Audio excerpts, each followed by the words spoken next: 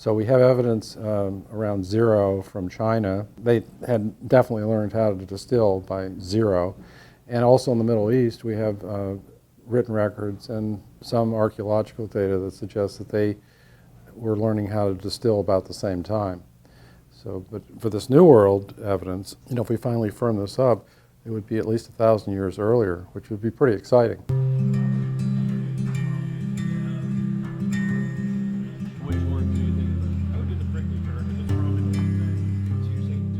Hello, I'm Sam Calagione from Dogfish Head Craft Brewery. Today we're in the Dogfish Head Brewings and Eats, our brew pub in downtown Rehoboth Beach, where we do our experimental brewing.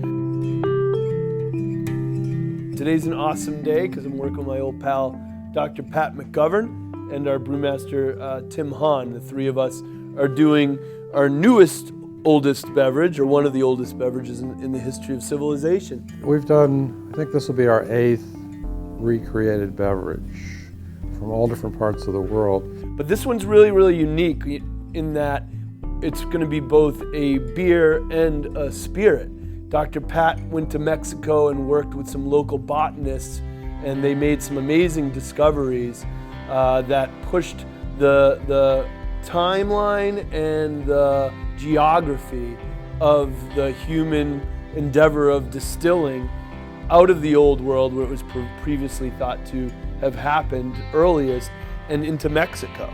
So we brought back these samples of the ancient pottery and also the replica pottery that we knew had agave distilled in it, and then we carry out different chemical analyses, including gas chromatography, mass spectrometry, and looking for particular compounds that will tell us that agave is in the replica, which we know to begin with, but then is it also present in the ancient vessel?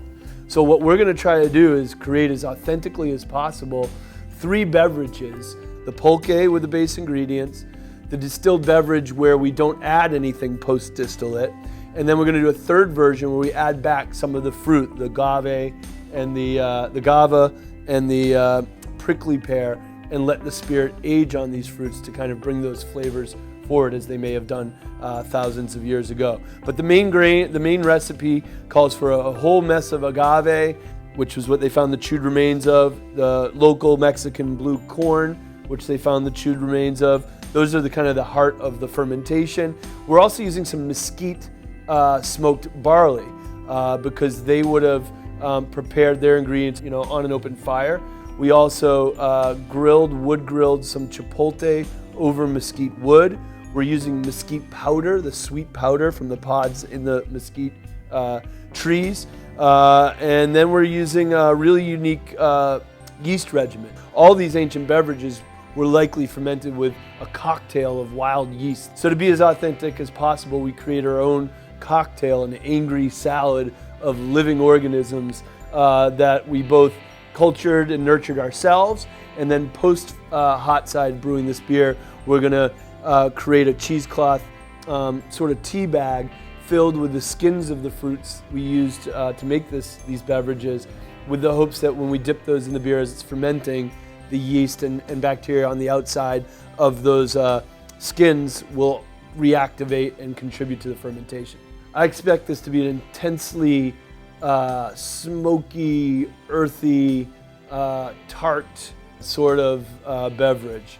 And then I imagine through the distilling process that the smoke will still be present, but it'll recede. And then by adding back fruit post-distillate, we're going to bring some sweetness up to the smokiness for the distilled version of this.